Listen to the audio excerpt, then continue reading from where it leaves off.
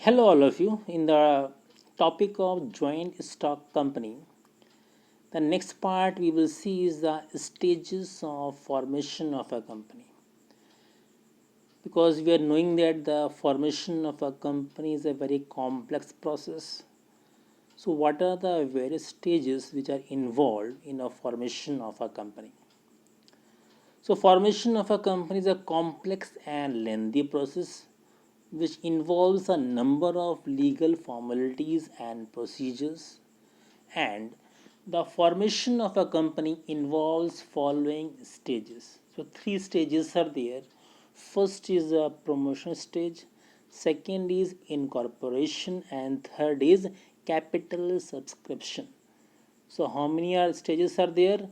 Three are there: promotion, incorporation, and capital subscription. But one thing you have to keep in mind is that although there are three stages are there, but these three stages are needed only for the formation of a public limited company. Because earlier you have read about three type of companies: private company, public company, and OPCs, one person company.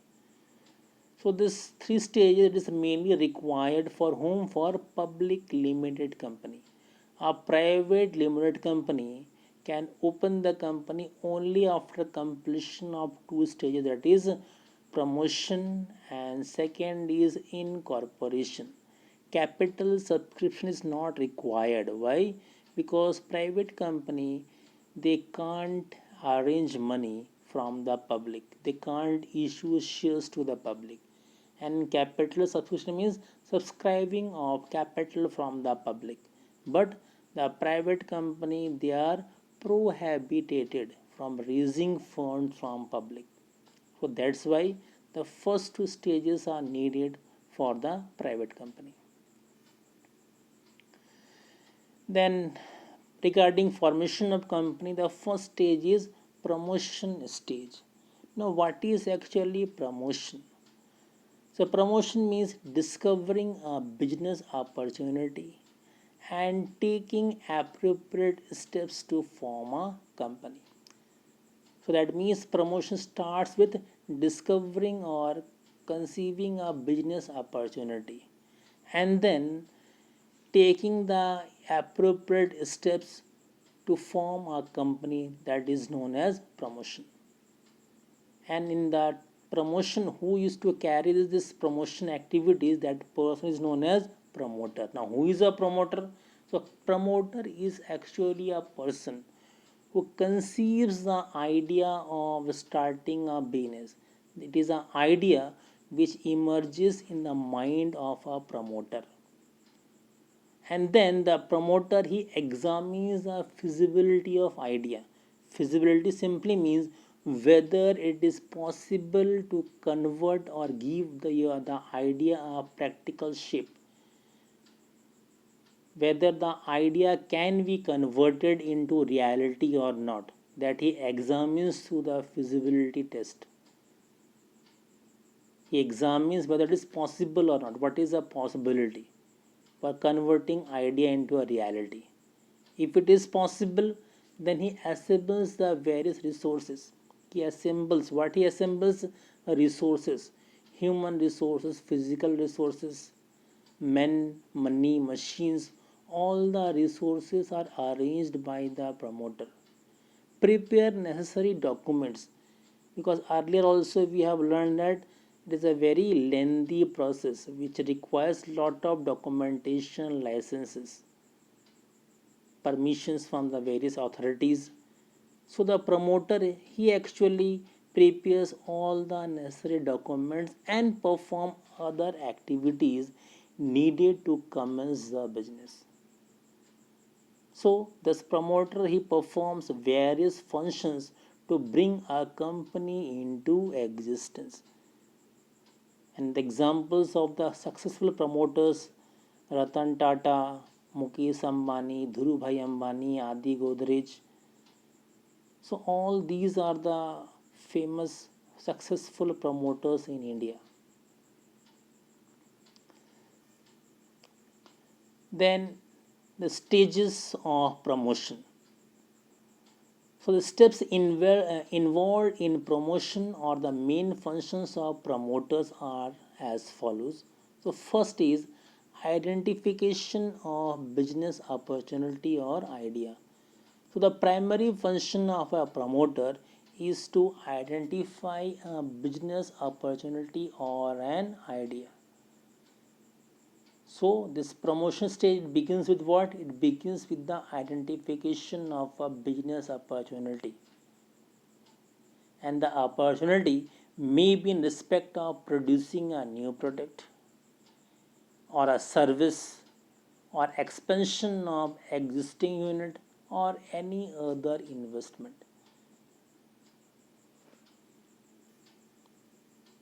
Then second is feasibility studies. So second stage in the promotion is feasibility.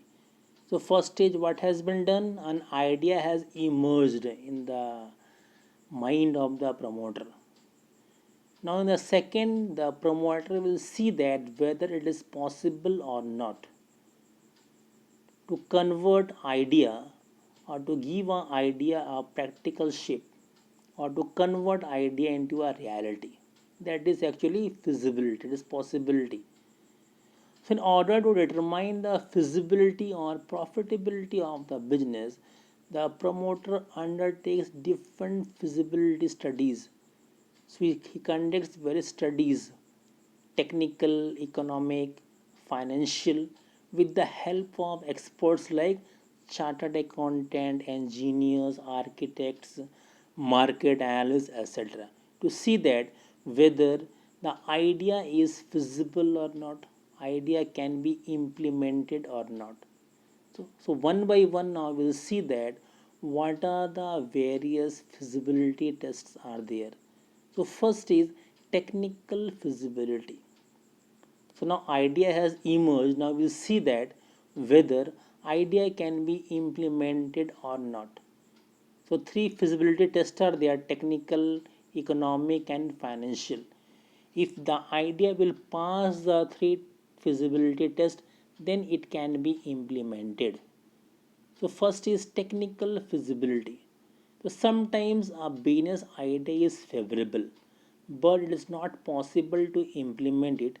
It may be due to non-availability of required technology, raw material, and other inputs. So sometimes the idea is very good. It may be profitable, but it is not possible to implement. Why? Because due to non availability of required technology or maybe raw material or other inputs.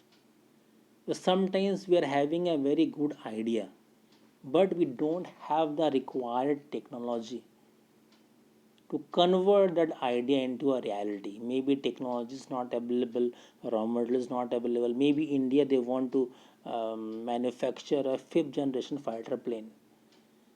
They can pay to any party, but thing is that nobody is giving that technology to India.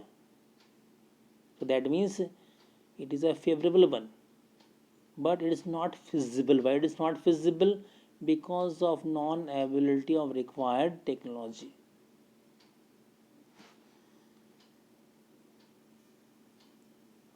Then B is financial feasibility.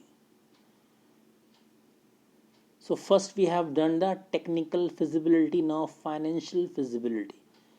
This study is undertaken to estimate the fund requirement for the identified business idea. So in this what we will see, whether business will be able to arrange the funds or not, because ultimately it is the funds or money through which the idea can be implemented.